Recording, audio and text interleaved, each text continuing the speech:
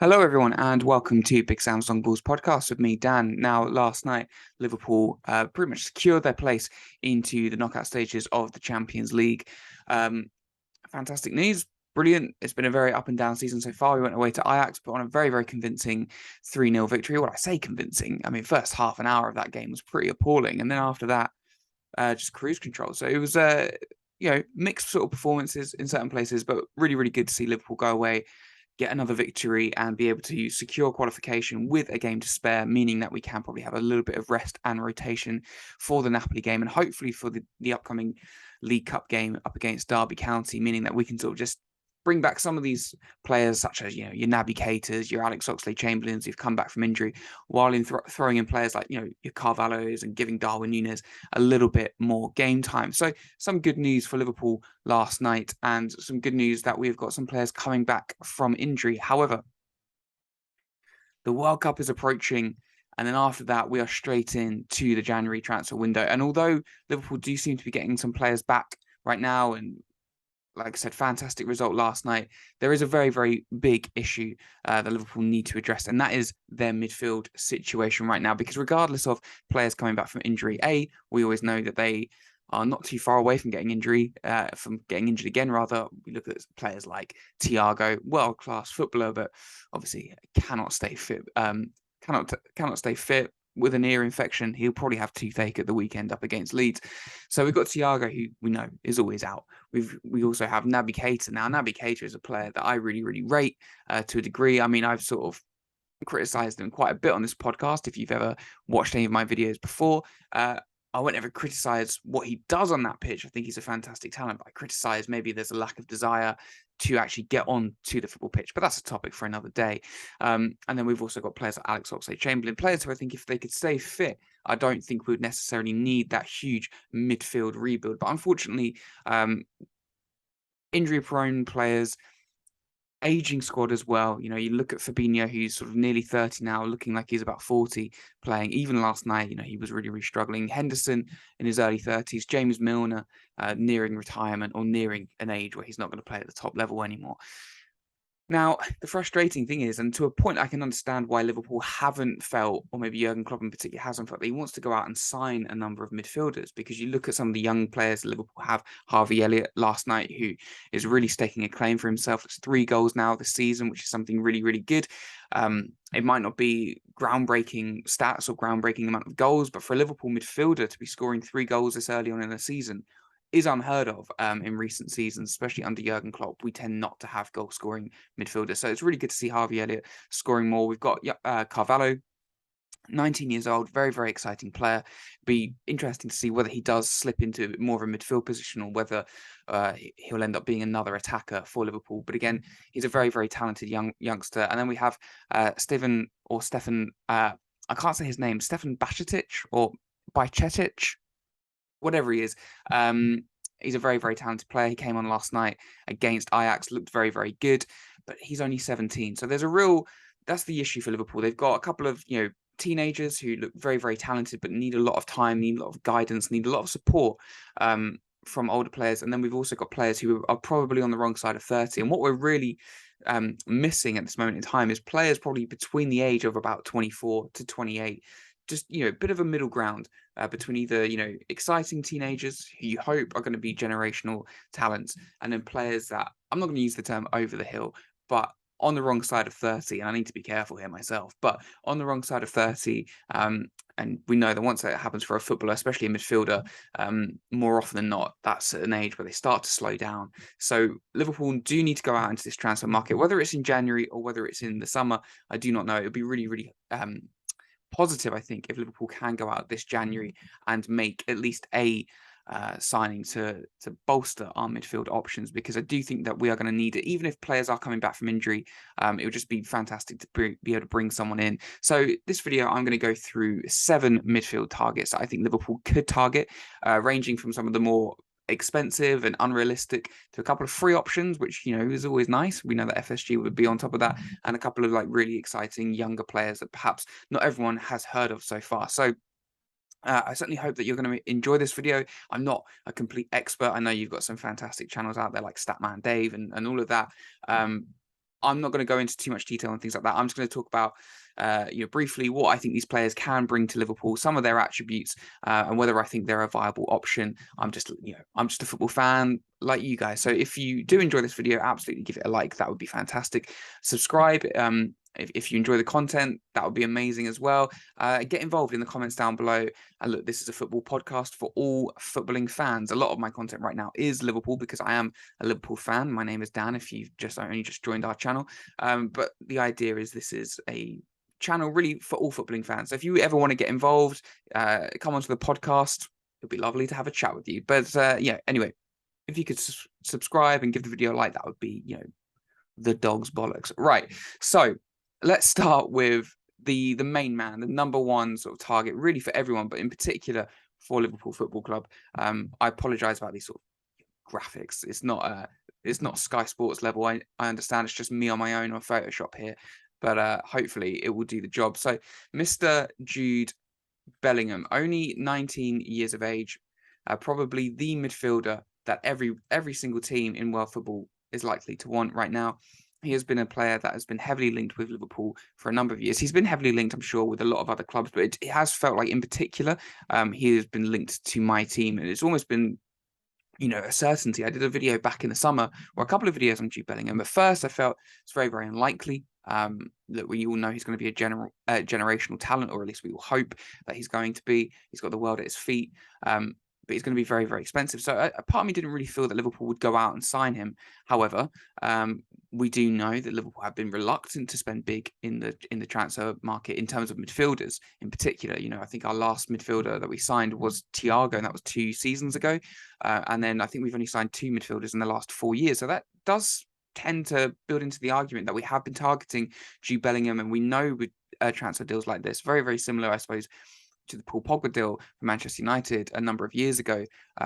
He was brought in under Jose Mourinho, but it was revealed that, even when David Moyes was manager, negotiations and things like that were happening. So for players that go for 90, 100 million, there or thereabouts, it is usually a deal that has been happening for 2, 3, potentially 4 summers, possibly, but you know what I mean, 2, 3 years down the line. So hopefully Liverpool have been working behind the scenes, and hopefully this is a deal that can be done. Top tier journalist Henry Winter had actually, I felt, confirmed this transfer almost last summer, basically just saying he's really excited. He cannot wait to see Jude Bellingham in the Premier League playing for Liverpool. And I thought a top tier journalist saying something like that, reputation on the line.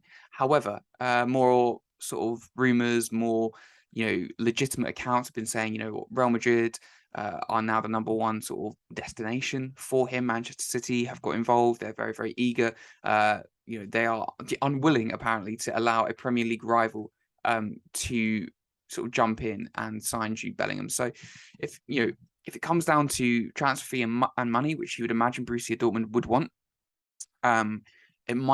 we might be prized out as a football club. Unfortunately, for Liverpool fans, I've put £100 million plus. I think Borussia Dortmund are really looking to see if they can get 150 million for this guy. If that's the case, I do think it will be between Real Madrid and Manchester City, unfortunately. But I hold out some hope that we will see Jude Bellingham in a Liverpool shirt next summer. But I am starting to think it's going to be quite an unrealistic signing, unfortunately.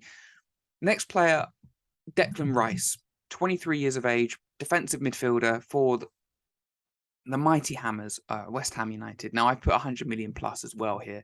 I don't actually know off the top of my head how long his contract is. But again, West Ham have been talking figures. 150 million wouldn't even be close to what they want. Whether that's the case in real life or not remains to be seen. Because I'd imagine if someone put down that amount of money for Declan Rice, the owners of West Ham United would probably take it. But he's a top level player. We've seen that for West Ham for a number of years. We've also seen it for England when he stepped up another level. I think he's ready to go up another level. And I want to be respectful here to West Ham because they're a top team. They spent a lot of money last summer, probably underachieving so far this season as to where those fans would expect to be. I think he could take that level up and go to a Liverpool where hopefully the expectation for a few more years at least will be to challenge for Premier League titles. It won't be this season, unfortunately, but there is an opportunity now at Liverpool. Maybe a year or so ago, going and spending big on a defensive midfielder wouldn't have been a necessity. Someone like a Jude Bellingham definitely would have been. But a Declan Rice or any defensive midfielder would have been, nah, because we've got Fabinho. He's arguably one of the best defensive midfielders in world football. However, we have seen a real decline this season. Hopefully, he will be able to get back to his best, but there is a potential opportunity now to come into this Liverpool team and take that defensive midfield position as your own. Now, whether Liverpool would be willing to spend big on 100 million plus on one player, whoever that is, remains to be seen. I'd imagine it probably would be quite unlikely. With defensive midfielder, it's interesting because obviously we've got Fabinho, which we've seen a bit of a decline. We've seen he's sort of dropping off, but we have got a very talented youngster in Bajcetic, however you say his name. He does look like he's going to be a very, very good player for us. However, he is 17. Now, it's that tricky situation. What do you do? Do you go out and buy, whether it's a Declan Rice or whether it's another defensive midfielder, he may be 6-7 years older than Bajcetic, but then does that stop his growth? Does that stump his growth? It's about what is going to be really, really important. So, interesting to, be interesting topic, really. You could do a whole podcast on that, whether Liverpool would go out and sign a proper defensive midfielder, just really to kind of replace where Fabinho has been, when you've got a very, very talented young teenager waiting in the wings. So it really is a case, what do you do in this situation? I think it is for a lot of the midfield places, because we do have Curtis Jones, we do have Harvey Elliott, we do have Carvalho, we do have Tyler Morton, and a lot of fans will be like, well, we need to go up another level. However, Jurgen Klopp and the coaches do have a lot of faith in these young kids. So it's a case of, what do you do? Do you go out and spend big and you bring in a fantastic talent, which will hopefully win you trophies, but then it stunts the growth of some of these younger players? It might have a more severe long-term effect. But anyway, if Declan Rice was available, I'd absolutely love to see him at Anfield next season. But again, I think it's going to be quite an unlikely one.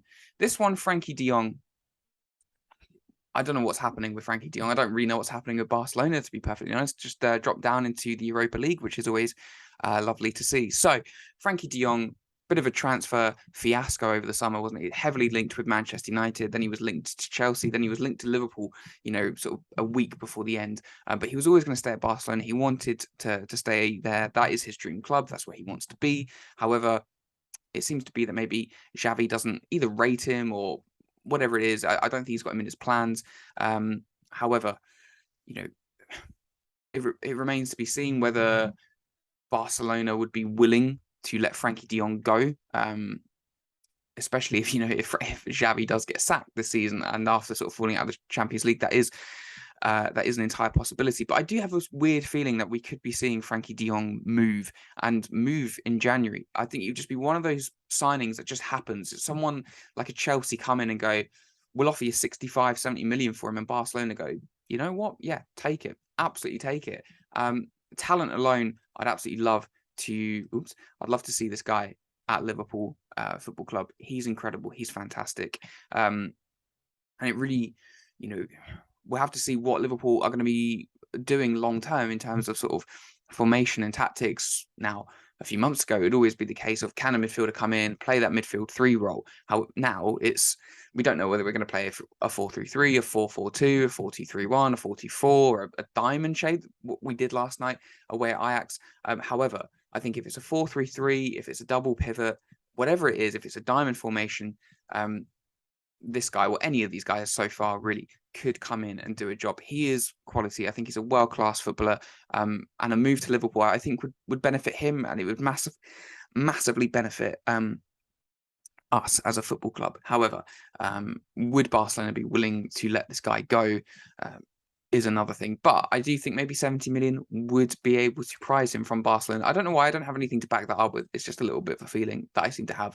Next up is Yuri Tielemans, a player that I wanted to see at Liverpool for an awfully long time, and maybe a player that perhaps hasn't gone to the level at Leicester City that a lot of us really, really expected, but perhaps it's time for him to move away from Leicester, and he will be moving away from Leicester City this season, whether it's in January for probably a reduced fee or whether it will be for free next summer. Now, Arsenal have been heavily linked with this guy for years, it feels like. But this guy, I think, could come to Liverpool. He could make an impact. Now, some of the criticism is he that athletic? Could he work in a Jurgen Klopp midfield? However, if you was to keep with this sort of 4-4-2 or this diamond formation that we saw last night, which I really, really like, something that could get the best out of someone like a Mo Salah and a Darwin Núñez, you could have almost like a deep playmaker, sort of similar-ish to Naby Keita and Thiago, perhaps not quite at their level, certainly not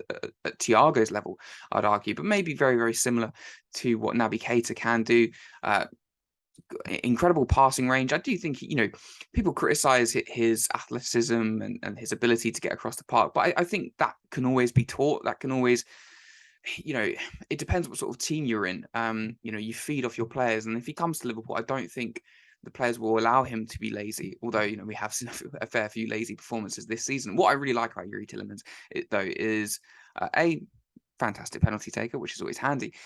But B, goals. He gets you goals from outside the box. And look, he's not going to get you 15, 20 goals from midfield. He's not someone like a Frank Lampard, but he scores at least a couple of screamers a season. And I think that's always worth a transfer fee, to be perfectly honest. It's a frustration for me as a Liverpool fan. I'm sure it might be for some others, that when we come up against that low block, I always feel that we have midfielders who have got the ability to score from distance. So Thiago, with his technique, should be able to score more. I think in Naby Keita, Alex Oxlade-Chamberlain, when fit. This guy, if he came into Liverpool, he would just give that extra attacking option, from outside the box, and just give rival teams something extra to think about.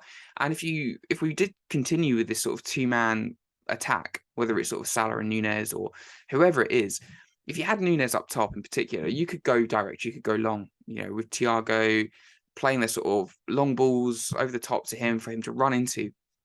And if that's the case, it's always going to create a little bit more space for your midfielders. And if you've got someone who can, bang them in from like 30, 40 yards, that just adds to your firepower. So Yuri Tielemans potentially available for free. Maybe if you even went to Leicester in January and said, here's 15 million, maybe even a little bit less. Leicester might even accept. So I think he's a very, very, very talented midfielder. I think, his time at Leicester is coming to an end, and he is going to add to one of our rivals. So I think he is a very, very strong option that can come into this Liverpool team. Like I said, goals from midfield is worth their weight in gold. Now, this guy, Conrad, is it Lamar? I'm going to go Lamar. He's 25 as well, same as Yuri Tielemans. Central midfielder, now very different, probably more defensive-minded. A little bit similar to Jordan Henderson, I feel. Very, very physically strong, energetic, a bit of a pressing machine, and something that we really missed out on this season so far. You look at some of the reasons why Liverpool have struggled so much this season. The list could be as long as your arm. But one of the main reasons is that lack of legs, that lack of energy in midfield. We just have really failed to be able to press the life out of teams, which this team has been able to do for so many years. You need fresh legs, you need energy, you need aggression. You get it in abundance with this guy. Look, I'm not going to claim to be the biggest expert on Leipzig and Bundesliga football, but from what I've seen of him, I think he's very, very similar to a Jordan Henderson. He might not have the quality on the ball. That can sometimes be a little bit frustrating, but he does the dirty work. He'll win the ball out of the pitch, giving you counter-attacking options and counter-pressing options, rather. He will press, he'll win the ball, he'll keep it simple, he will keep that team moving and, set the tempo with the energy. And if you've got someone like a Thiago, maybe a Yuri Tielemans, maybe a Frankie de Jong would be nice. Someone who's got that class, that guy on the ball. And then you've got someone like a Conrad Lamar, who is just energetic, pressing, aggressive, is going to be nibbling at the feet of those opposition players, winning those balls and then creating those counter opportunities. It could be, a fantastic dynamic. We've seen it at Liverpool for a number of years. So I do think he's very, very similar to what Jordan Henderson was producing for us a number of years ago. So look, again, we could wait until the summer, try and get him in for free, or perhaps we could say to Leipzig, here's 10, 15 million euros and see if they accept it. Now, the only thing is, this guy, I believe, does have his heart set on a move to Bayern Munich. So whether we could get him or not would prove to be another thing. But maybe not the best on the ball. He's not going to be a Tielemans, a Frankie de Jong, Thiago on the ball, but he's energetic, he's aggressive, very, very similar to a Jordan Henderson. And players like that are incredibly valuable. I know certain people don't always rate players like Henderson and that, but you need that in your footballing team.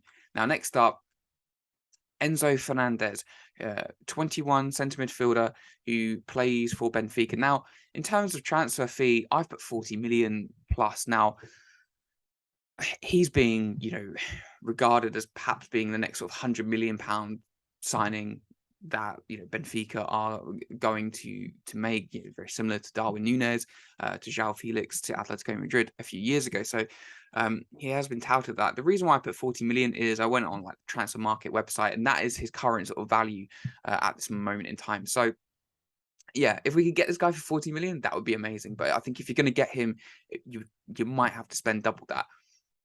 He reminds me a little bit of Thiago. He's got a little bit of everything. I think he's strong defensively. He's strong going forward. Look, he's not going to be the ultimate goal scoring midfielder. He might get you a couple of goals a season. Technically very, very strong. Wins that ball high up the pitch. Energetic. Similar traits, I think, to Lemar. But when he's on that ball, he's got more craft, more guile. Very, very similar to a Thiago. So a player of that quality, absolutely, yes, please bring them to Liverpool. 21 years of age as well, so very, very young, would have a lot of years ahead of him. Again, it wouldn't be 40 million, it would probably be closer to 80 million. So it's a case of, are Liverpool going to be willing to part with that amount of money for him? But if we are, I would love to see this guy come to Anfield. I think he's going to be one of the best midfielders over the next number of years. And then finally, I've gone for his teammate, Florento Luis, and I hope I'm pronouncing that name correctly. I'm probably not. He's 23 years of age. He's a defensive midfielder. I put a question mark on his transfer fee because, again, I looked on the transfer market website. I'll zoom out because you can see how bad my cutting out was on him, and we don't want to be seeing that. So the reason why I didn't know how much this guy would be worth is, it said he was roughly sort of worth 7-9 million, his current transfer value. Now, I can't imagine Benfica would accept 9 million for this guy. If they are, then absolutely go get this done, because I think he's a very, very good defensive midfielder. I think he's a bit of a monster, can cover that area that Fabinho is really, really struggling right now. Now, maybe similar to Lemar in the sense that maybe he's not the best on the ball, a little bit of limitations. I've spoken to a few Benfica fans online over the last few days about both Fernandez and Luis, and a lot of hype about Fernandez, not so much about Luis. A couple of fans split. Some fans absolutely love him, does all the dirty work, thinks he's a fantastic defensive midfielder. Other fans think he's very, very limited. But either way, look, I've only seen him a handful of times. Every time I have, I'm very, very impressed by him. Aggressive, strong, wins those tackles, and everything that Fabinho is probably not doing at this football club right now. I think there is an opportunity to bring in a defensive midfielder. Declan Rice would be too much money. He would be 100 million. If you could get Florento Luis for a little bit, or for a lot cheaper than that, preferably, it could be a really smart piece of business. And then you've got, Fabinho maybe for a couple more years. Luis still 23. Going into his prime years, and then you've got Stefan Bajcetic, 6 years younger than that. So you could have a strong line of defensive midfielders in your, in the spine of your team, which would be fantastic at this football club. So that brings an end to this video. These are 7 midfielders that I feel Liverpool could bring in over the next sort of maybe in January or maybe in the summer. It'd be nice to be able to bring in at least one midfielder over in January. If I had to pick one, likely one would probably be either Tielemans or Lemar, because you could probably get them for a little bit cheaper. Preferably, though, I would like to see either Frankie de Jong or Fernandez this January, but Fernandez is a fairly new player to Benfica, so the likelihood of that is quite slim. But anyway, guys, I feel like I rambled for quite a lot in this video. I hope you have enjoyed it. I hope you haven't found it complete rubbish. But if you have, let me know in the comments down below. Do you agree with some of my selections? Do you agree with some of my views? If you do, amazing. If you don't, that's absolutely fine. Comment down below. I won't be insulted, I promise you. So interaction is the name of the game. Comment down below. Who do you want to see Liverpool sign this January transfer? I don't want to hear that we're not signing anyone. I don't want to hear anything miserable. Who are we going to sign? What players do you think Liverpool are going to sign? And why? Give me a reason why. So yeah, anyway, guys, I hope you enjoyed the video. If you did, give us a like, subscribe, comment down below. And thank you so much for watching. I really do enjoy doing these videos, and I hope you enjoy watching them. So yeah, thank you so much for watching, and I'll see you very, very soon.